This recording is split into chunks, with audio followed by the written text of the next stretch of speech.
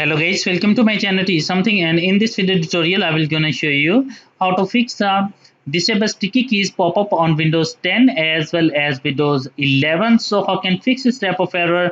Let's get started. Before starting of the video, I humbly request you please subscribe my YouTube channel for more updates. So let's start. Okay guys, first of all going to your settings of your Windows.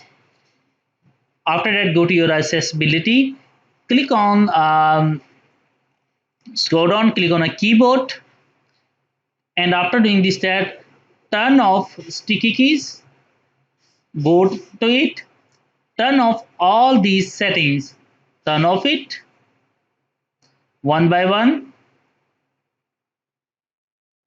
After that, click on keyboard and make sure that sticky keys is turned off. After that, close it. I hope your problem is fixed. Thanks for watching and please subscribe my YouTube channel.